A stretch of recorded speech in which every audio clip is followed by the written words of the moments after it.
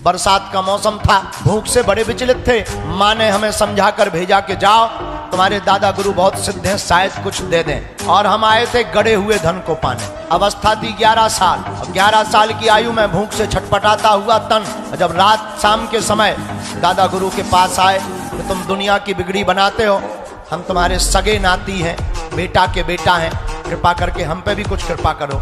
उन्होंने कहा रात को आना। हम परेशान हो गए, माँ को आके बताया। माँ ने कहा जाना चाहिए। जब हम रात को फिर से आए, उन्होंने स्नान करवाया।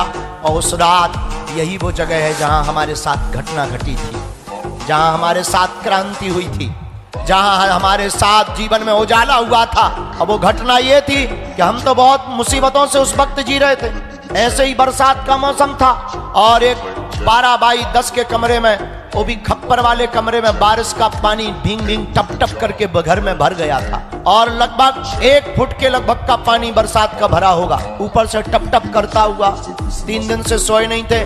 पलंग के नीचे बैठ करके हम और हमसे छोटी बहन और उससे छोटा भाई तीनों पलंग के नीचे बैठे थे, ताकि टपका हुआ पानी सिर पे ना पड़े और तबीयत खराब ना हो जाए। और रातों भर यही जाग कर गुजारा। और जब दादा गुरु ने कहा कि तुम रात को आओ, तो रात को जब वहाँ सीढ़ियों पर गए और झोपड़ी के पास गए, डिब्बी जल रही थी, अंधेरा भयावह था, मेढक जगह जगह बोल रहे थे। ये कच्चा रास्ता था, कच्चे रास्ते में गपते डटरते गिरते चले आए हम और चढ़ गए सीढ़ियों पर। और रात के कोई मध्य 12 बजे भयंकर आवाजें हो रही थी, मेढकों की आवाजें, कभी झींगुर बोल रहे, कभी कुछ बोल रहे। और पूरे में सन्नाटा, पूरे में जंगल था।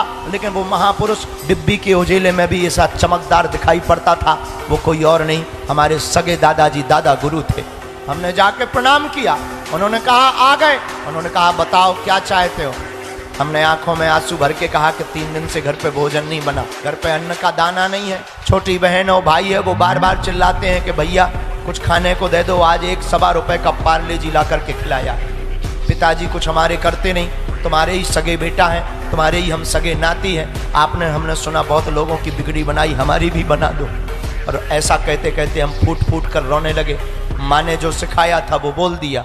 और जब रोने लगे तो दादा गुरु ने बाएं पकड़ी और जहाँ बालाजी हैं वहाँ एक मड़िया में, छोटी सी मड़िया में हनुमान जी बैठे हुए थे। छोटी सी जगह पर हनुमान जी बैठे थे। वहाँ जाकर के यहाँ पर बाएं पकड़ी और खड़ा कर दिया। और उस रात घटना घट गई। और घटना ये घटी जो माइक पर बोलने योग्य नहीं है। कोई बहुत जोर से उजाला हुआ और जोर से उजाला और जोर से आवाज दादा गुरु ने लगाई और भयंकर उजाला हुआ। उजाले को देख करके हम बच्चे तो थे ही कांप गए, शरीर हमारा फड़फड़ा गया। उन्होंने बाहें पकड़ी और पीछे थपकी लगाई और वो धीरे से बोले कह दो कि तुम हमारे हम तुम्हारे। बस हमने भी जोश में आकर के कह दिया बाबा आज से तू हमारा और हम तुम्हारे।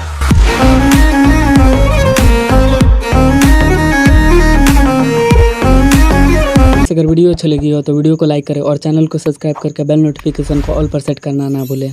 जय श्री राम।